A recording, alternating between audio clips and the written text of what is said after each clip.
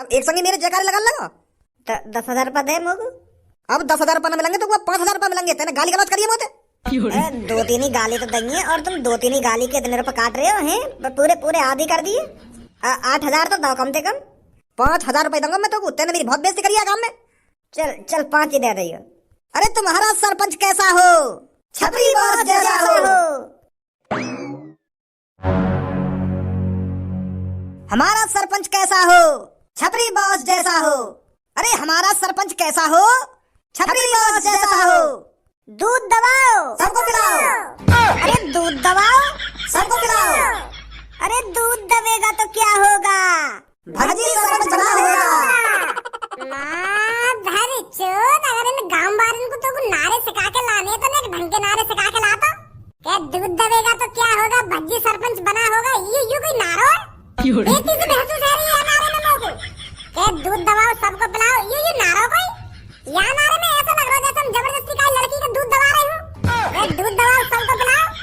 अरे भज्जी के सरपंची के नारे ऐसे होने चाहिए जिसे सुनने के बाद 32 इंच का सीना 56 इंच का हो जाए और भज्जी के सरपंची के नारे सुनकर लोग बारों में जोश आ जाए और फिर जोरों शोरों से बोली लगाए। हमारे साथ जो लेडीज है वो शर्मा रही होंगी हमारे नारे बोलने में। तेने नारा ऐसा बनाया है? और कैसा नारा बनाता? हमारा चुनाव चिन्ह ही ऐसा होता। बता कैसे नारे बनेंगे यहाँ पे? या चीज है तू ऐसे भी बोल सके हो कि दूध का बटन दबाओ अब की बार भज्जी को सरपंच बनाओ। यू सही ना लगता? दूध दबाओ सबको पिलाओ। यहाँ दूध बांट रहे हैं। क्या दूध को प्रचार करने आए हैं हम?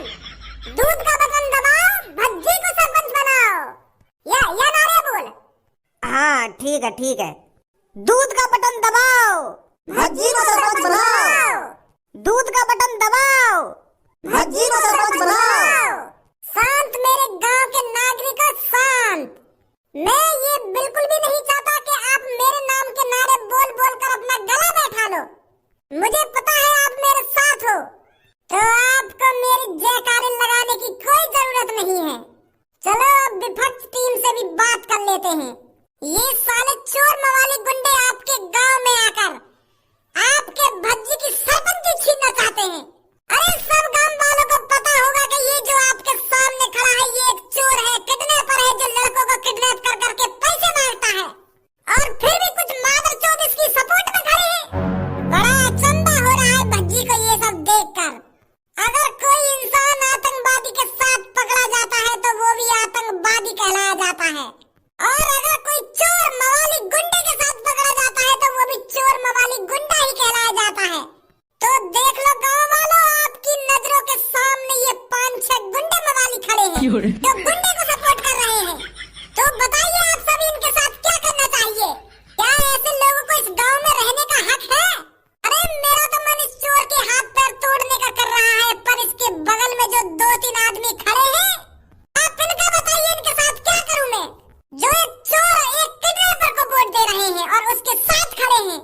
अरे भज्जी बेटे, ऐसे लोगों को तो टांग पकड़कर जमीन में मार देना चाहिए। जो एक चोर को सपोर्ट कर रहे हैं, जो एक किडनैपर को सपोर्ट कर रहे हैं, ऐसे लोगों की टांगें तोड़कर गांव से बाहर फेंक देना चाहिए ताकि ऐसे लोग गांव में ना रह सके और ना ही गुंडे मवाली को सपोर्ट कर सके। बहुत बढ़िया सुझाव दिया है आंटी जी तुमने। अरे क्या सुझाव दिया उन्होंने? अरे मैं चोर था पर अब चोर नहीं हूँ मैं। अरे पहले मैं किडनैपर था पर अब किडनैपर नहीं हूँ मैं। अरे पहले मैं लोगों को किडनैप करके पैसे मांगता था पर अब पैसे नहीं मांगता हूँ मैं। अरे ये सब चीज छपरी ने 2-3 दिन पहले ही छोड़ दी हैं। अब छपरी सिर्फ लोगों की सेवा करना चाहता है, लोगों की सेवा। इसी सेवा से मेवा मिलती है और उस मेवा को मैं हर गांव के कोने कोने में बांटना चाहता हूँ। तो इसीलिए गांव वाले मेरे साथ खड़े हैं ताकि वो मेवा खा सकें। मेवा? माधर चोद, तू जूती खाने लायक है और तेरे संग जो खड़े हैं यूं भी जूती खाने लायक है। तेरी शकल तो साफ-साफ दिख रही है हमें तू इन्हें मेवा खवाएगा सरपंच बनके।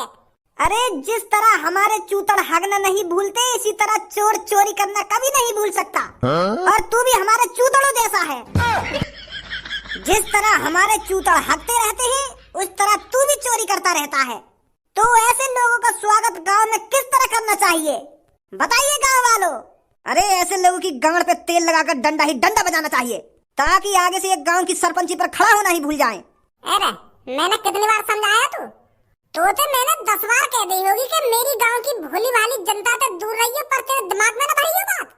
मैंने करी ना करी तो और मेरे मने करने के बावजूद भी तू ये गांव के सरपंच पे खड़ा है। अब सुधर गया हूं मैं। और सुधरे हुए लोग गांव की सरपंची क्यों नहीं लड़ सकते हैं? अरे जब सड़ा हुआ टमाटर ठान ले तो वो भी तरोताजा हो जाता है। और अब मेरे अंदर भी कोई दाग नहीं है, मैं एक स्वच्छ नागरिक हूँ, इस टाइम स्वच्छ नागरिक। माधर चोद, सड़ा हुआ टमाटर कैसे रह जाएगा? यह बात बताइए तुम। जब कोई चीज सड़ गई है तो वो दोबारा सही कैसे हो जाएगी? अरे जब मैं कह रहा हूँ है जावे सही, मैं गांव की सरपंची लड़ूंगा तो लड़ूंगा और गांव का सरपंच बनकर ही रहूंगा मैं। जब छपरी कोई चीज ठान लेता है वो करके ही रहता है और उसमें सफलता हासिल करके रहता है। और अब की बार छपरी ने गांव की सरपंची पे कदम रखा है तो वो कदम ऐसे ही नहीं रख दिया, वो सोच समझ के कदम रखा गया है। और अब की बार छपरी सरपंची लड़ा है तो सरपंची जीतेगा भी और सरपंच बनेगा भी और गांव की तरक्की।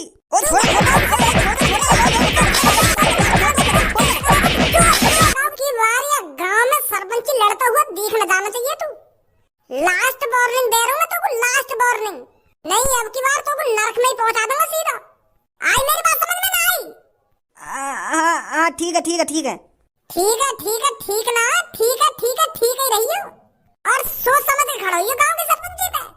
आ जाइए मेरे गांव वालों जी, रोज प्रचार कर रहा हो गांव में जा जाके अपनी सरपंची को। अगर यह हिसाब से भज्जी गांव में जा जाके ऐसे ही आदमी ने बहलाता फुसलाता रहे हो तो वो बन जाएगा गांव का सरपंच।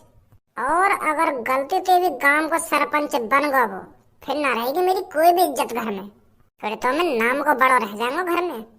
फिर तो मम्मी पापा भी भज्जी से लाड़ प्यार करे करेंगे, मुँह न गिदाने को कोई भी। फिर तो पूरा गांव भज्जी से सरपंच जी कह के बात करे करेगा और मुँह से खज्जी। ये तो नाइंसाफी है जाएगी मेरे संग।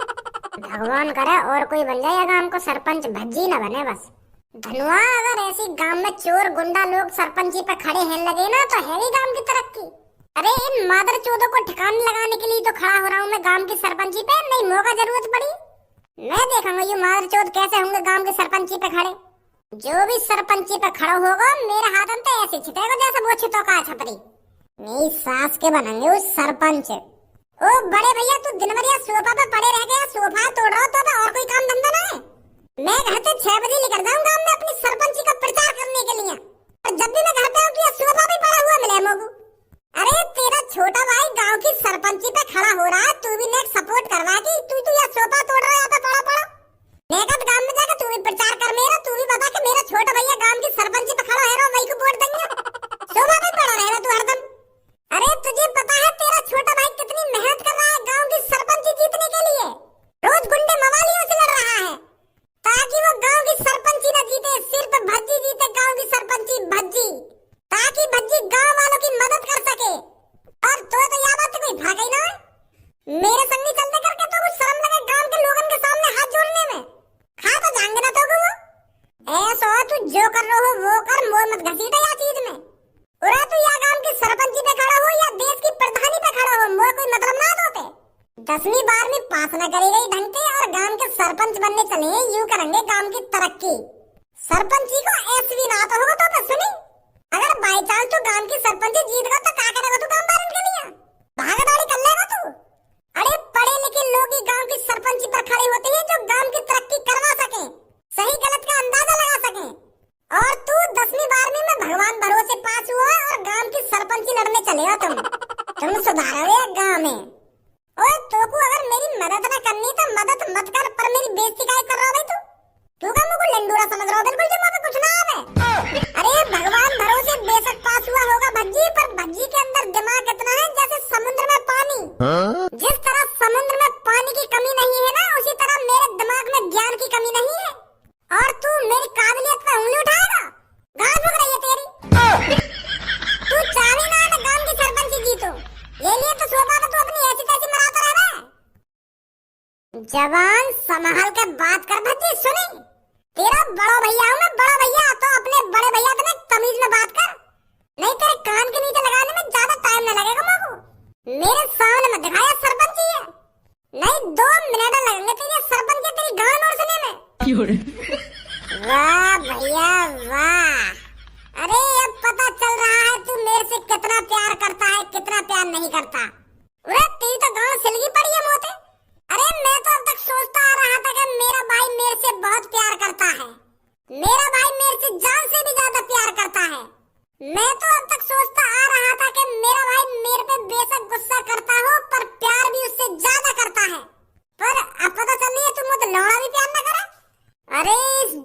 बचा के रख मेरे बड़े भाई खज्जी। जब मैं सरपंच बनूंगा ये जलन तब काम आएगी। मुझे पता है तू अंदर अंदर से फूक के काला पड़ चुका है, क्योंकि मेरी तरक्की तेरे को रास नहीं आ रही है। अरे तू चाहता ही नहीं है कि मैं गांव का सरपंच बनूं, पर अब चिंता मत कर मेरे नए दुश्मन, भज्जी गांव का सरपंच बनेगा और तुझे दिन पर दिन भुगाएगा भज्जी सरपंच बनकर अपनी सरपंची से। अब ऐसा निकल ले मेरी नजर के सामने तो कहीं बना दूं तो मैं अभी इकट्ठा सरपंच ना निकल रहा। यू मेरे पिताजी का घर है, मेरे पिताजी का, मैं जहाँ चाहूँ वहाँ बैठ सकता हूँ और जहाँ चाहूँ वहाँ हक सकता हूँ। और मेरे हगे हुए तू साफ करेगा क्योंकि तू मेरा बड़ा भाई है। तेरा फर्ज बनता है मेरी टट्टी साफ करना। अब तेरे ये बोल ज्यादा ही आगे लेकर रहे हैं भज्जी। सोच समझ कर बोल जो कुछ बोल रहा तू। अरे सोच समझ कर ही बोल रहा हूँ मैं। ये मेरे पिताजी का घर है, मेरे पिताजी का, तेरा कोई हक नहीं है मुझे यहाँ से भगाने का।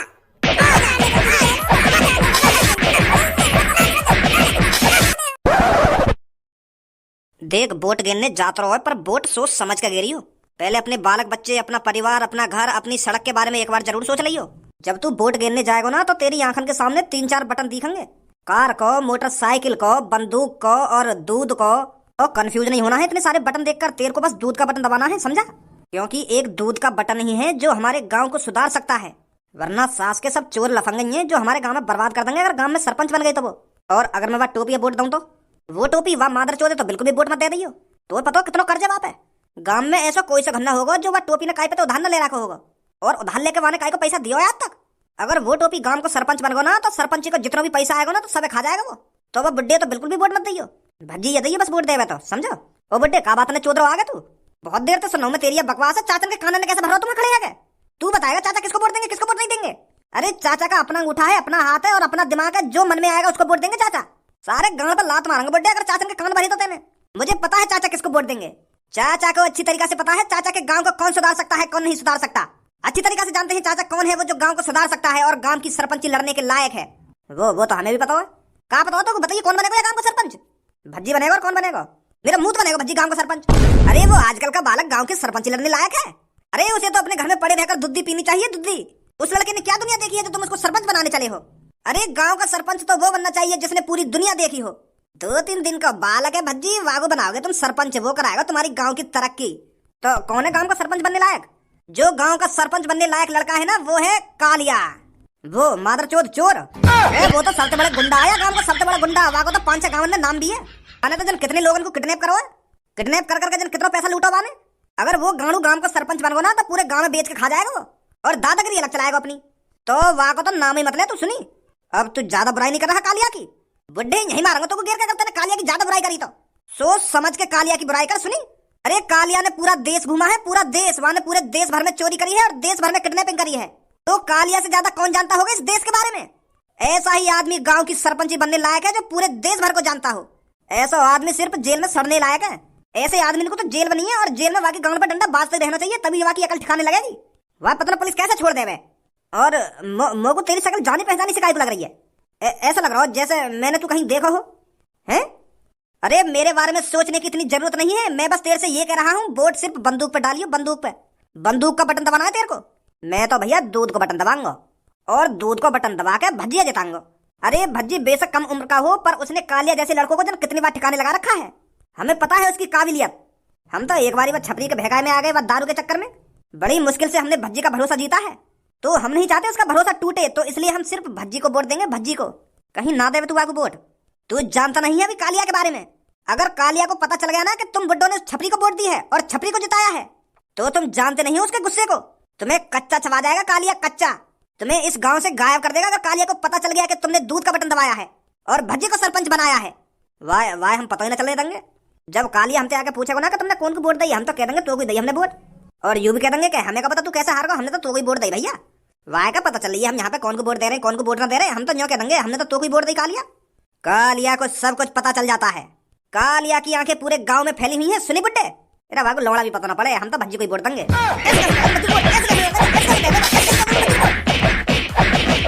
चला यहाँ पर ये सालों, एक एक को जेल में ले जाकर डाल दूंगा अगर किसी ने लड़ाई करी तो। यहाँ पर वोट डालने आए हो तो यहाँ पर शांति से वोट डाल लो, कहीं करवा दो तुम पर यहाँ पर गुंडा कर दी। ओए कैसे बाल लगा दो इस बुड्ढे पर? यू बुड्ढे मुझे न्यों कह रहा मेरी गांव में कर दे। के मजा आवे मुझको मजा आवे यान मुझे तो 3-4 बार कह दई तो मुझको गुस्सा आ गया मैंने बजा दिया बर्थडे पे। अरे तेरी हिम्मत कैसे होगी मेरे बारे में इतना उल्टा सीधा बोलने की? कहना है तुम मुझे ऐसे? बेटा अगर मैं जवान होता ना तो तुझे यही गाड़ देता जमीन में। मैं कब कह रहा था कि मेरी गाड़ नौकरी कहता? झूठ मत बोल बड्डे, मैंने साफ साफ सुना है क्या कहा है तूने मेरे से। अब मत करिए ऐसी मेरे से नाप सना बातें। ए कहाँ चल रहा है यहाँ पे? और कालिया तू यहाँ पे? ए या मादर चौथ ने तो पहचान लिया मैं।